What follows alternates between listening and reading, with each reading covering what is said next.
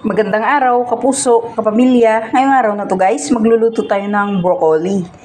Simple lang guys, masarap at mabilis. Kailangan lang natin guys, broccoli tapos itong bawang. Chop lang muna natin itong bawang.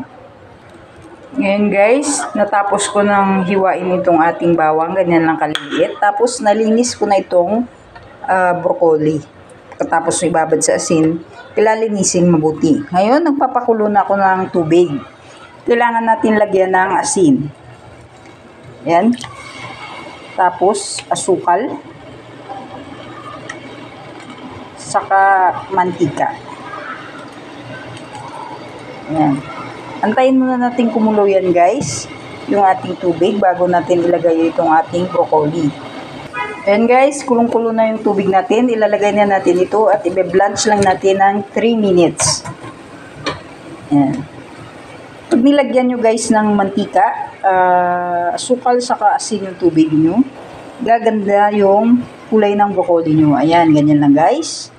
Ang pag-blanch. Blanch muna natin ng 3 minutes tapos i-drain natin.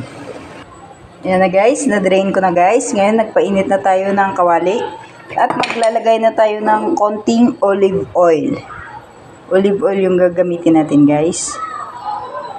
Ngayon, kung wala naman kayong olive oil, pwede ring mantika. Kahit ano pwede guys. Pwede ring butter. Ayan. Tapos, ilalagay na natin itong ating bawang.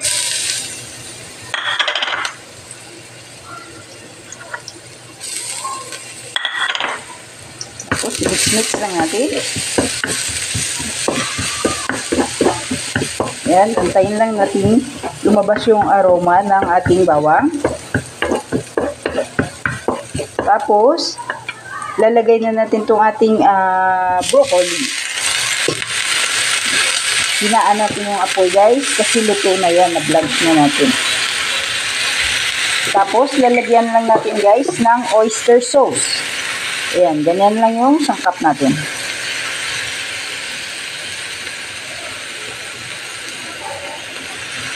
Ayan.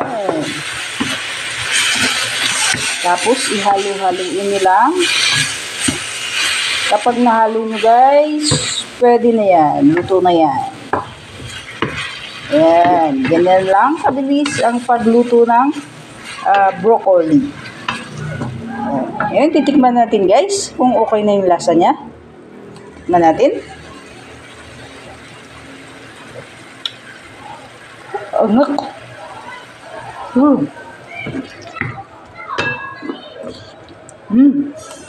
Ang sarap guys.